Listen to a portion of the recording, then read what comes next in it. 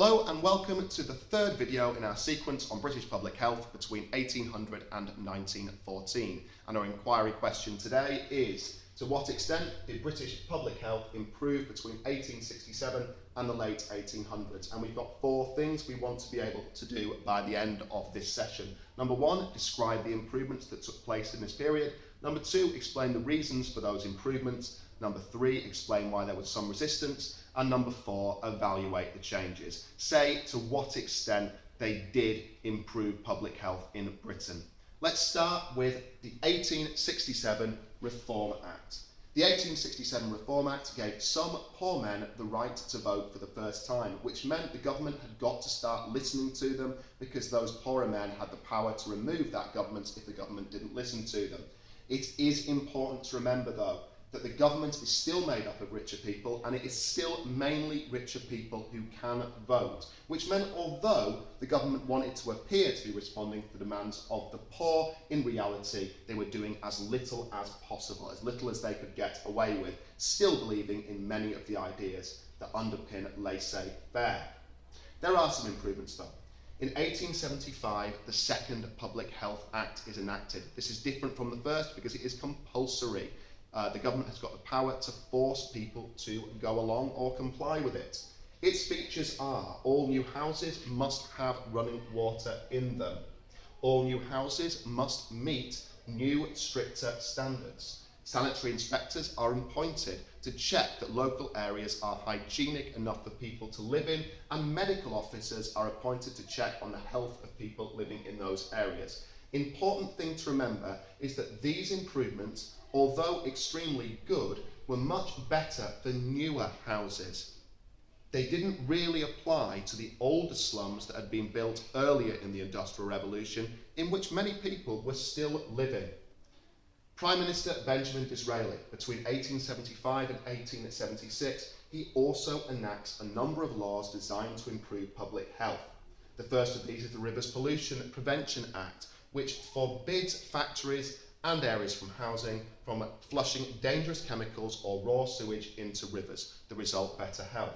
Secondly, the Food and Drugs Act. This meant that all drug companies had to print the ingredients of their medicines on the packaging, and those ingredients were no longer allowed to be harmful.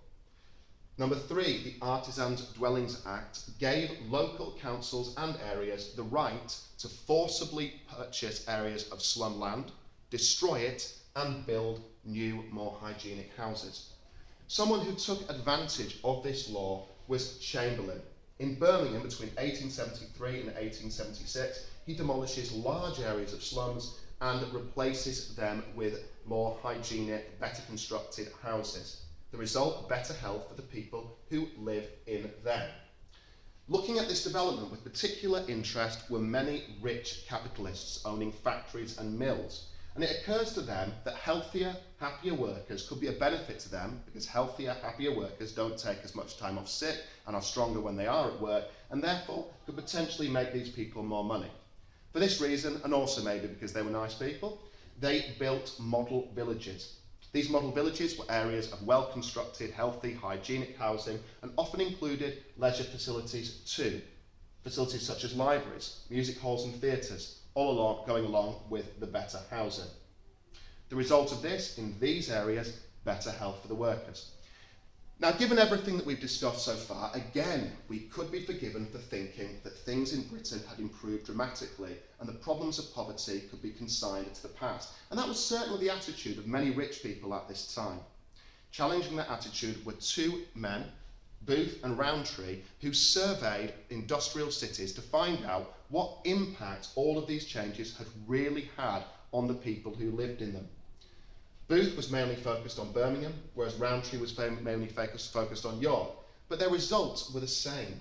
They found that 28% of people were still living in poverty, with children and old people the most affected. They also found that poverty was a trap, meaning that once you were stuck in it, it was almost impossible to get yourself out. And this report was shocking to many people who believed that all of the improvements on this board must have resulted in better conditions for the poor. And that's it, we're done. Let's review our focus questions.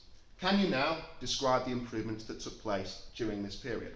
Work through them in sequence. Number 2, can you explain reasons for those improvements? Again, work through in sequence and explain why these improvements took place. Number 3, can you explain resistance? Can you explain why some of the richer people still did not want to help the poor as much as we might have expected them to? And lastly, and this is the most important, evaluate the change. A lot of improvements in this period, but to what extent did they really improve things for the working class and the poor?